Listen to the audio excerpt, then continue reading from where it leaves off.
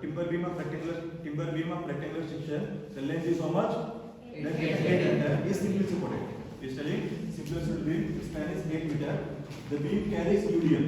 तो क्या बोल रहे हैं उसके सिस्टम में डायग्राम डालता हूँ. इसे बोला simply supported beam बोला है. But is telling simply supported beam with UDL is telling. What is telling? Is telling the UDL. What is intensity? W kilometer per meter. W का वैल्यू दिया उसने. कितना दिया है? 12 kilometer per meter. What is given? 12 kilometer per meter. So I will take this A and this is B. So this span is how much? 8 meter. Okay, is given the question. The beam carries UDL 12 kilometer per meter. Run over the entire length and a point load of 10 kilometer at 3 meter. तो यहाँ पे क्या हो रहा है? 10 kilometer का load भी act हो रहा है. Okay, let it be. We'll consider for this one only. 12 kilometer per meter entire length and from okay. If the depth of the 2 times width okay. Let it be. So this is the case. The load हमारे कितना है? 12 kilometer per meter. Okay. If the cross section is given, if you say cross section of beam is given, maybe it is given as you can take it 200 mm, but you can take it may be 400 mm. Okay, length कितना दिया? 200 mm पे 400. You only tell me here is asking tell me the calculate the maximum bending stress. क्या बोल रहा है? Bending stress calculate करने के लिए. तो bending stress बोलते क्या? Sigma. Bending stress बोलते क्या? Sigma. तो आपको पता है.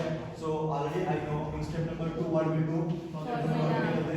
Step number 2 we write the formula. Step number 2 में क्या करते हैं? We write the formula. So formula क्या है तुम्हारा? M by I sigma by Y is equal to N by R. E by R. Okay. So accordingly how you are going to solve this one? तो देखो यहाँ पे उसमें अब देखो यहाँ पे तुमको m का वैल्यू चाहिए. तो m how will calculate? m is how will calculate? m बोलो UDL है. W del square है 8. समझ आ रहा? यहाँ पे W की वैल्यू क्या लोगे? 12. Okay.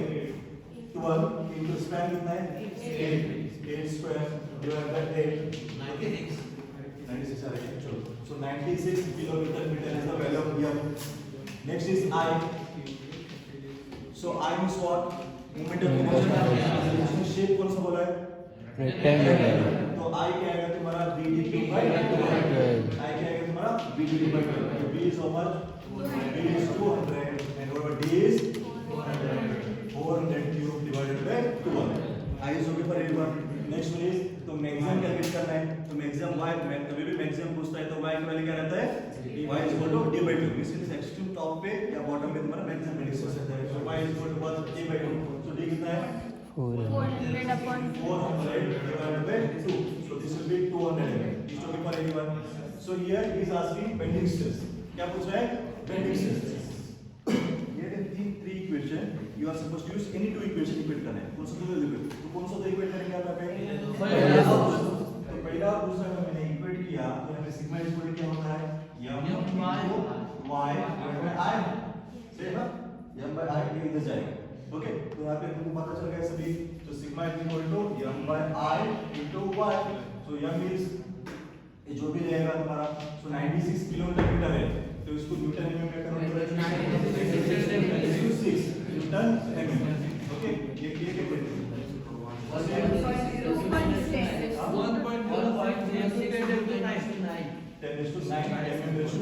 So what happens? Same thing. m value can substitute here. Okay, उसके बाद क्या करोगे? I के वैल्यू सबमिट करोगे. बाद में y के मैक्सिमम बेंडिंग मिल जाएगा कि नहीं? Yes. इस टॉपिक बना लेगा. Yes. तो अब देखो this is the one type of problem is going to ask. ये तुम्हारा एक टाइप का प्रॉब्लम है. और एक प्रॉब्लम क्या पूछता है? He will give bending stress देता है और पूछता है मैक्सिमम लोड कितना लेता है. What will ask?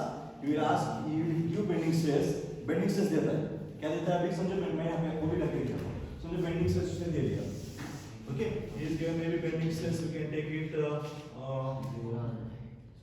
100 newton per mm square. Bending stress कितना आ रहा है? 100 न्यूटन पर mm स्क्वायर. वो बोलता है अगर इतना बेंडिंग स्ट्रेस एक्ट हो रहा है मैक्सिमम लोड कितना अप्लाई कर सकते हो इस बीम में? मैक्सिमम लोड कितना अप्लाई करो? आप ही बोले मेरे को W, ये है ना W है ना, तो मेरे बोले इस फार्मूले में W किस में निकलता है? M में. आपको ये पता रहना चाहिए. अभी देखो ये फार्मूला कैसे यूज करते हैं मैं? m by I is equal to sigma by y. अब देखो ये सेम क्वेश्चन लेते हो. सो I पता है मेरे को, I is known, y is known. और बेंडिंग स्ट्रेस उसने दिया 100, अभी ये दिया, अभी मैं m इज इक्वल क्या करता हूं समझो, I will first sigma into y divided by y, तो सिग्मा उसने दिया 100, सही है कि नहीं, और I this one 1.06 into 10⁹ y is जो भी रहेगा d by 2 that is 200। देखो यहां से क्या होता है, both you will get the value of movement, bend limit मिलता है, क्या मिलता है आपको, बेंड लिमिट। समझो रफली we are getting maybe 20 kilometre metre है, कितना है तुम्हारा 20 किलोमीटर मीटर। अभी देखो यम उसने क्वेश्चन में क्या बोला, सिंगल सप्लाई बीम यूडीएल, क्या बोला, सिंगल सप्लाई बीम यूडीएल, तो यूडीएल है तो यम का वैल्यू क्या रहता है, very good, WL square by 8 that is क्या हो गया 20 किलोमीटर मीटर। अभी मेरे को W कैलकुलेट करना है, तो मैं क्या करता हूं, उसको कैसे बोलता, तो W इज इक्वल टू क्या होगा, W is equal to 20 into 8 divided by L square, 8 square, so we solve this one, cross multiply, we get the value जो भी रहेगा, get it, अगर समझो उसमें तो उसके हिसाब से रहेगा, ओके, जो भी रहेगा तुम्हारा इस टॉपिक में रहेगा, तो जो भी रहेगा तुम्हारा that is value of W, that is value of W जो भी रहेगा तुम्हारा that is kilometre per metre, सही है कि नहीं।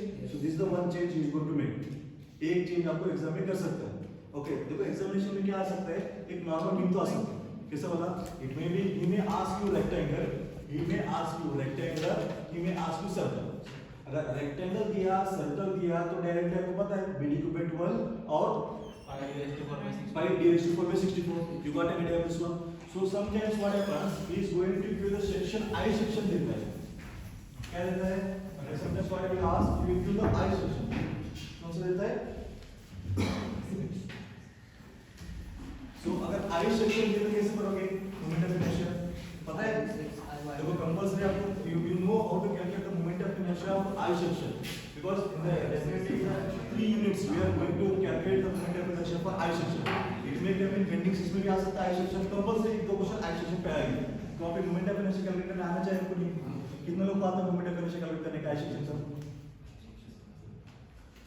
अभी यहाँ पे R इंपॉर्टेंट है ना रे, अगर ये फॉर्मूला देखिए फॉर्मूला है m/I sigma by y is equal to t by r।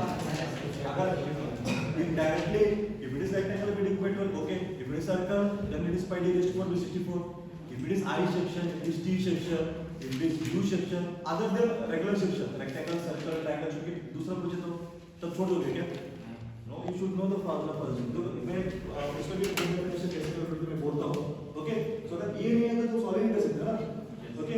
Just I will tell you how to calculate moment of inertia, बाकी सब चीजें सेम रहती है, बाकी सब चीजें सेम रहते हैं। मैं एक moment of inertia I section पे कराता हूं तो कंपल्सरी क्वेश्चन एग्जाम में रहता है, so that's why it may be in the bending stress, it may be in shear stress, otherwise axial and asymmetrical loaded column में लास्ट वाला, तो वहां पे तो हमारा आई के कैलकुलेट करने का रहता ही है, तो please try to understand how it is to be solve, ये समझ में तो आप सभी जगह वहां पे उसको अप्लाई करें, okay.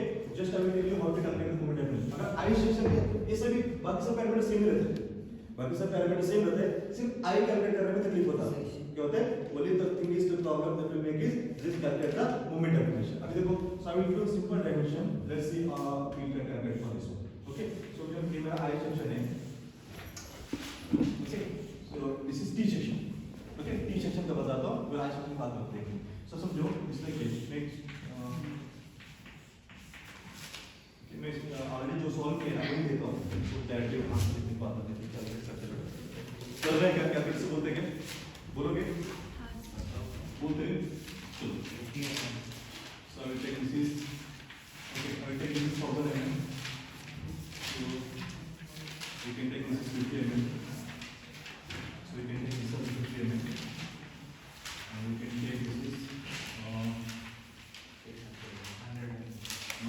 800, no. So here, now I need the question.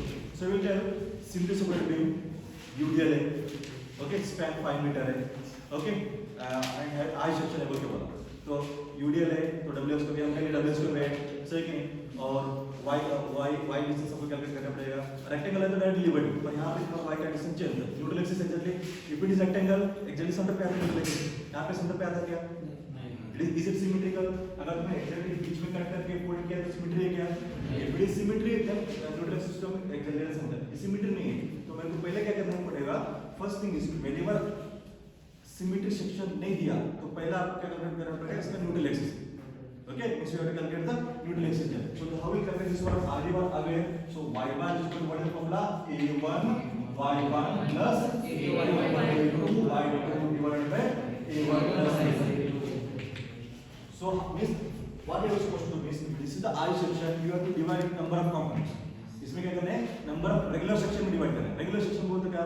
इसको ऐसा डिवाइड करो कि नंबर ऑफ रेक्टेंगल तो होना चाहिए, मतलब सर्कल तो होना चाहिए, रेगुलर सेक्शन में होना चाहिए. तो मैं क्या करता हूँ, इसको दो पार्ट में डिवाइड करता हूँ. I will divide two part. This is the first part and this will B second part. ये वाला पहला पार्ट हो गया, ये मेरा दूसरा पार्ट है. So that's why I get the formula y bar is equal to a1 y1 plus a2 y2 divided by a1 plus a2. So you will tell me, so what is the formula for a1 here?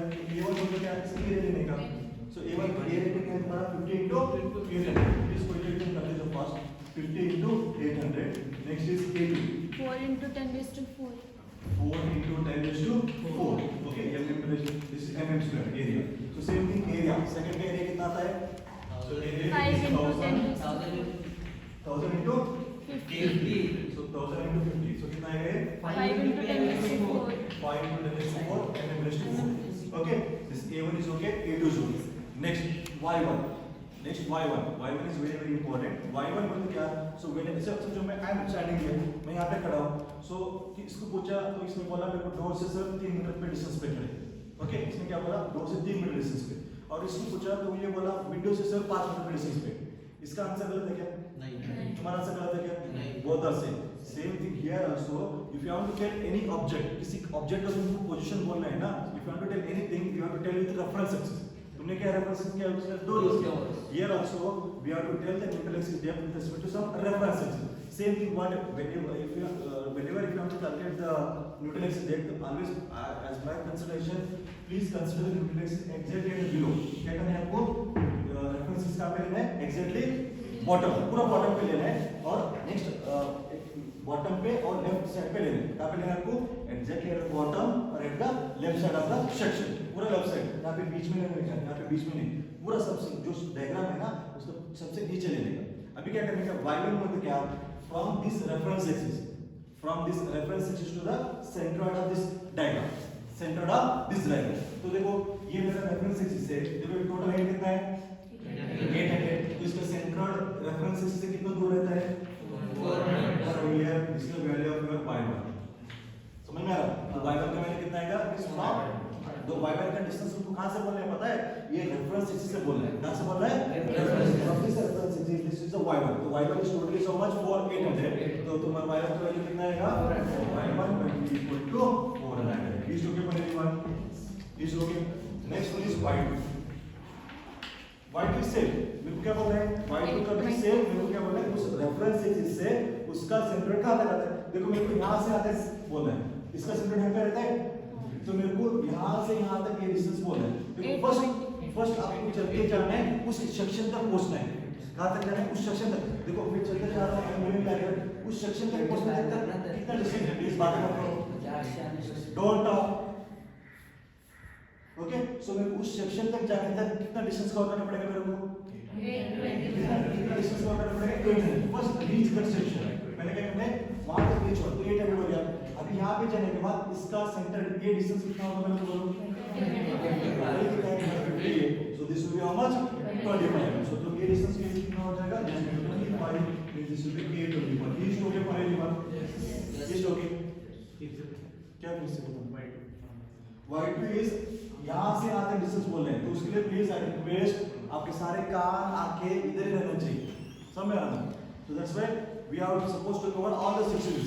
Remember, we are supposed to cover all the coordinates. That's why please, and whenever I am telling at that time practice, you are supposed to add the questions. Okay? So देखो, no problem. We expect. So मेरे को क्या बोलना है? इस reference axis से, ये reference axis से मेरे को इसका सेंटर तक कितना डिस्टेंस है बोलना है. क्या बोलना है? इसके सेंटर तक. अब देखो यहाँ से आगे मेरे को डिस्टेंस चाहिए. तो पहले क्या करो? उस सेक्शन तक पहुंचो. सेकंड वाला I am taking this is y2. y2 को कौन सा? Second part. Only second part को डील करो. समझ में आ रहा है? ये सेकंड पार्ट मेरे को इसका सेंटर डिस्टेंस चाहिए. देखो पहला तुमको यहाँ से बोलना है. यहाँ से यहाँ तक पहुंचने के लिए कितना डिस्टेंस कवर किया आपने? 800.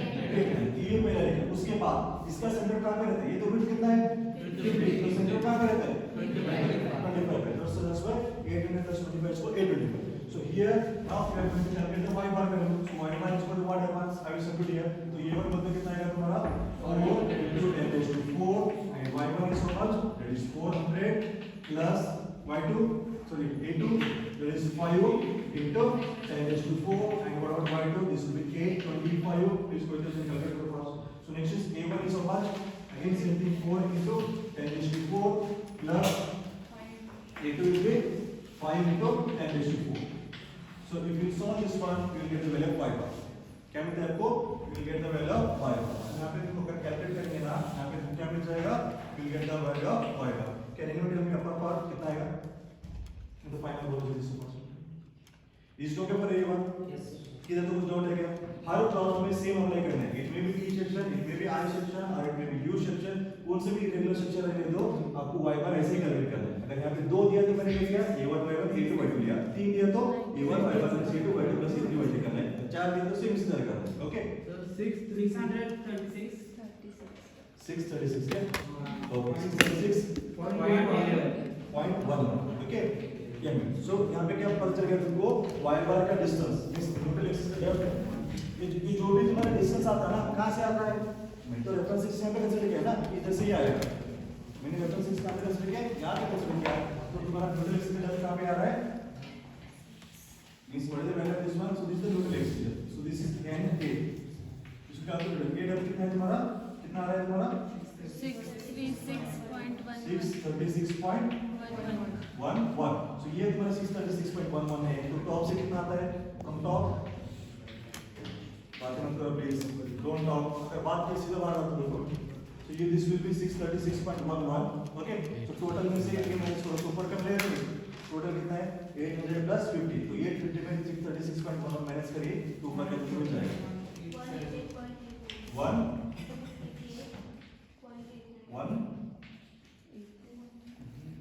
Sir. 213.89. Okay, means this is the total axis depth from the top will be 213.89. If you have to tell from the bottom, this will be 613.11. Now you tell me, is there any confusion here? No. भाई बार answer गलत कर सकते हो? Yes. Exam में इतना करोगे तो तुमको 2 मार्क्स मिलेंगे.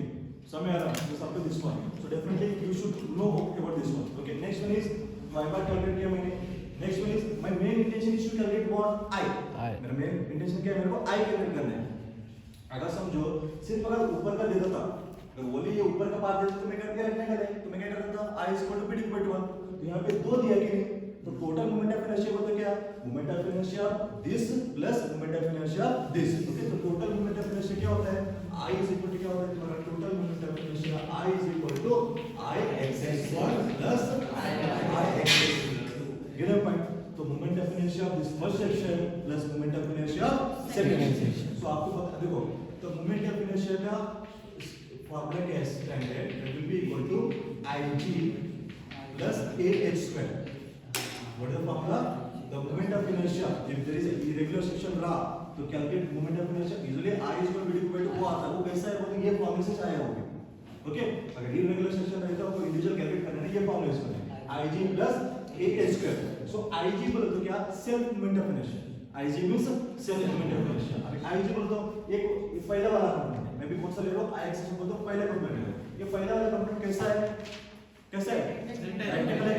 तो रेक्टेंगल का मोमेंट ऑफ इनर्शिया क्या रहता है? BD/1. तो Ig बोलो तो क्या? Ig means BD/1. Ig means BD/1. Okay, area बोलो तो रेक्टेंगल है. तो एरिया क्या रहता है? B into D. Okay, next is h². Okay, so यहाँ पे मैं सबमिट करता हूँ. B कितना रहेगा तुम्हारा? 50. ओके, इनटू D कितना है? That is 800 cube divided by 12 plus area कितना आएगा? Area will be so same thing that is 50 into 800. Next देखो यहाँ पे h बहुत इंपॉर्टेंट है. प्लीज थोड़ा आपके काम सब खोल के यहाँ पे देखिए. सभी चीजें यहाँ पे आपको रहना चाहिए. ये चीज वेरी वेरी इंपॉर्टेंट है. अगर ये एक बार समझ में आ तो आप आराम से कौन सा प्रॉब्लम सॉल्व कर सकते हो. तो h बोले तो क्या? h means what? So this is neutral axis. Okay, so this is neutral axis. Okay, h means what? h is the distance.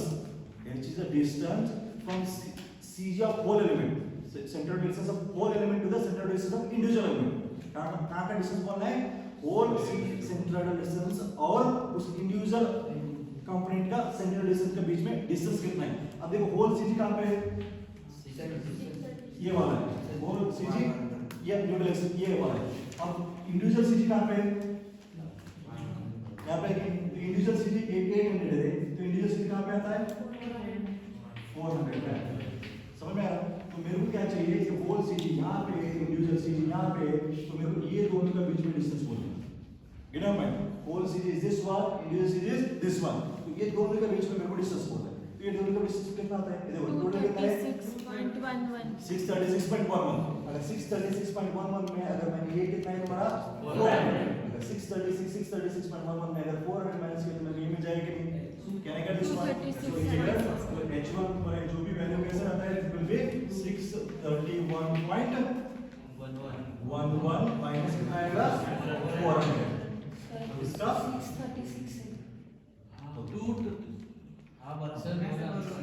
636.11 minus 400, इसका क्या लेते हैं स्क्वायर ऑफ दिस वन। इस टोके पर रहेगा तो कुछ नहीं करने का, जब और एक बार बोलता हूं होल सेंट्रोइड डिस्टेंस और इंडिविजुअल एलिमेंट का सेंट्रोइड डिस्टेंस के बीच में डिस्टेंस बोलना है। ये जो टोके पर रहेगा तो ये जो भी करेंगे तो तुमको क्या मिलेगा, क्या मिलेगा ix। प्लीज कोई तो इसे कैलकुलेट करके बताओ इसका ix। Okay this is ix। Similarly I can go for ix2। Similarly क्या करना है ix2 को सेम फॉर्मूला आएगा ig प्लस a स्क्वायर। तो सेकंड वाला कैसे हम करें, रेक्टेंगल है कैसे रेक्टेंगल है, तो इसका भी फॉर्मूला क्या है b = 1, सो b कितना है 1000, b कितना है 2.13 into 10 how is raised to this 9. one, this will be 1000 into 50 cube divided by 12, 1000 into 50 cube divided by 12। Next उसका एरिया क्या आएगा 1000 into 1050 इज ओके। अभी देखो नेक्स्ट कुछ नहीं करने का, जहां पे होल सीजी है वहां का और इस इंडिविजुअल का सीजी, जब इंडिविजुअल का सीजी कहां पे है यहां पे, और होल सीजी कहां पे यहां पे, तो ये दोनों के बीच में डिस्टेंस बोलना है। Sir I want this distance, this is h2। तो देखो टोटल में भी ये पता है कि टोटल कितने 213.89। अगर इसमें मैंने इसको ऊपर का पार्ट माइनस किया तो मेरे को मिलेगा क्या आएगा, इसको total so much 213.89।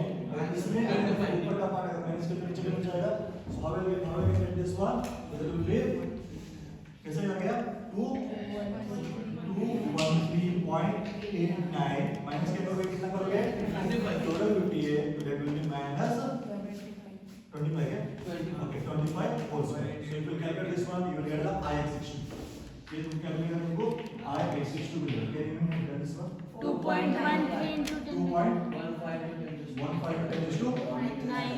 9 and raised to 4। Second का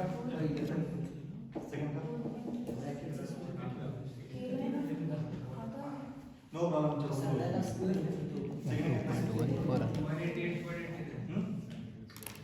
ओके देखो आज इतना ही है, कुछ ज्यादा नहीं। तो अभी क्या होगा टोटल आई बोल तो क्या total I means ix1 plus ix2।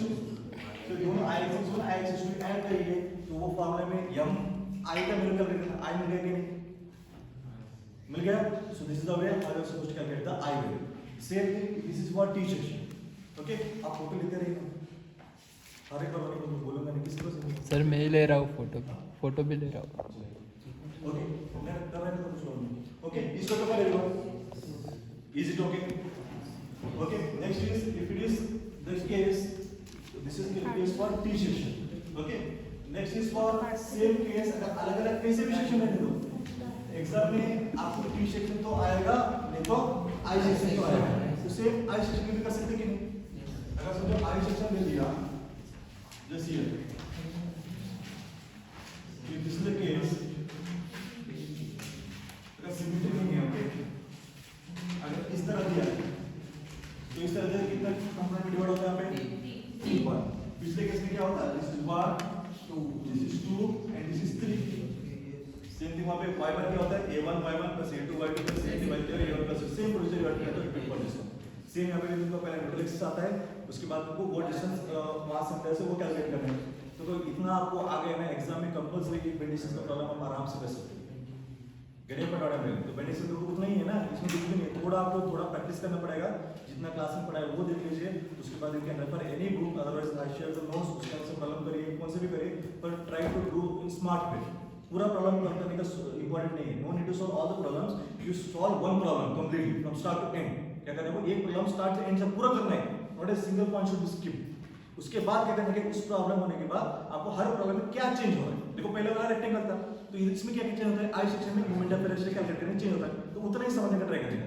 और नेक्स्ट प्रॉब्लम में क्या होता है, मैंने बोला था डब्ल्यू कैलकुलेट करने का, तो वो वाला आप समझेंगे। This changes you have to mark down in somewhere, only you have to mark down changes, no need to solve all the problems. You solve one problem completely, you will get idea. After that one you have to mark it the changes, what is the changes going to done in the problem. Only that one you are supposed to read. No need to solve all the problems. Is okay for everyone? Is okay? तो bending stress का कौन सा भी problem है तो कर सकते हो। अब इसमें ये इस तरह का प्रॉब्लम है, तो आई के लेटर में सेम अगर उसको ऐसे भी दे सकते हो। अब और एक चीज बोलता हूं मैं, और एक थोड़ा तकलीफ हो सकता है। Is okay for everyone? Okay, इसमें कुछ डाउट नहीं है। अब नेक्स्ट वाला और एक चीज क्या हो सकता है, ही मेक यू इस तरह दे सकता हूं, समझो this is 400, okay, so this is 600। बातें मत करो, don't talk please, otherwise I will send you on. So this is 100, ये 100 है, ये कितना होगा इसका 200। 200, okay. If this is the case, अगर यहाँ पे क्या हो रहा है, देखो यूजुअली अगर सपोज मैंने इस तरह दे रखा, अगर इस तरह रेक्टेंगल देता था तो क्या होता है, डायरेक्टली तुम एरिया कैसे निकालते थे, बी इनटू डी, और आई क्या होता है, बी डी को बैठो। तो यहाँ पे उसने ऐसा नहीं दिया, he has given the shape like that, तो उसने रेक्टेंगल में इतना पार्ट कट किया इसको, तो अब इसको तो डायरेक्टली बी डी को बैठो बोल सकते क्या, नहीं बोल सकते। सेम उसको सेम प्रोसीजर अप्लाई करना है। पहले क्या करना पड़ेगा, y बार कैलकुलेट, y बार कैसे निकालोगे, सो y bar is for a1 y1 a2 y2 divided a1 plus a2, तो यहाँ इसको भी दो पार्ट में डिवाइड करो। व्हाट आर डू, देखो मेरे को समझो, मेरे को क्या करना है, सिर्फ इस हैच पार्ट का एरिया बोलना है। क्या बोलना है मेरे को, हैच पार्ट का एरिया बोलना है। कैसे बोलोगे तो मैं क्या करता हूँ, पहले पूरे एरिया लेता हूँ, पूरे एरिया लेने के बाद उसके अंदर ये माइनस करता हूँ, कर सकता हूँ ना ऐसा, can I tell like that. तो मैं क्या करता हूँ, पहले पूरे एरिया लेता हूँ, 400 by 600, in that what I do, I will minus this 200 by जो भी इसमें 300 है, कितना माइनस किया तो मेरे को हैच पार्ट का एरिया मिल सकता है। Same thing here also can go for this one. देखो ये तो हॉलो पार्ट है कि नहीं, ये वाला कट पार्ट है, तो यहाँ पे तुम जब a1 जब लेते हो, a1 क्या लेने का, पूरा लेने का, a1 क्या लोगे तुम 400 by 600, this two by a1। Okay, उसके बाद आप जब a2 लेते हैं ना, तो a2 के एरिया मेरे को नहीं चाहिए, तो इसको जब लेते हैं क्या लेने का, माइनस लेने का, उसको माइनस करने का है कि नहीं, तो माइनस का एरिया क्या होगा तुम्हारा 200 into 300। समझ में आ रहा? तो जब तुम a2 का वैल्यू जब यहाँ शिफ्ट करते हैं ना, वो कैसा रहना चाहिए, माइनस के शिफ्ट करना है। ओके, और नेक्स्ट इज y1, आपने बोलो ये रेफरेंस सिस्टम में यहाँ पे लिया, बट एक reference is here, can you tell me what is y1 value, y1 मतलब क्या, पूरा रेक्टेंगल पार्ट है, तो ये एक्सियल सेंटर पे कितना आता है, 600 है, कितना है, y1 is 300, and what about y2 भी सेम, यहाँ से इसको सेंटर तक बोलना है, ये कितना है 150, तो this will be y2 will be equal to 150, यहाँ पे माइनस में से नहीं लिखा है, माइनस में लिखने का है। ओके, इस टॉपिक में रिवर x के ऊपर जो भी रहता है प्लस ही रहता है, x के नीचे रहता है माइनस रहता है, यहाँ पे कभी भी माइनस नहीं आता, हम सबसे नीचे ले रहे हैं, उससे भी प्लस ही आता है। सिर्फ तो सुन क्या रहता है, एरिया की जगह क्या पुट करना है माइनस, ये फॉर्मूला कैसे काम करता है तुम्हारा, a1 y1 minus a2 y2 divided by a1 minus a2। Same thing जब मोमेंट ऑफ इनर्शिया भी कैलकुलेट करते हैं ना, मोमेंट ऑफ इनर्शिया जब कैलकुलेट करते हैं, i(x(1 माइनस i(x)2 कैसे करते थे हम, i तो same thing moment of inertia उसको कैलकुलेट करते हैं minus i(x)2, this is the only one change that we, अगर उसने रेक्टेंगल दिया, मे बी सर्कल दे सकता है। ओके, समझ में आ रहा है क्या बोल रहा हूं मैं, this is the way how we are going to solve the problem. इस टॉपिक पर everyone can you solve the problem to discuss in the bending problem.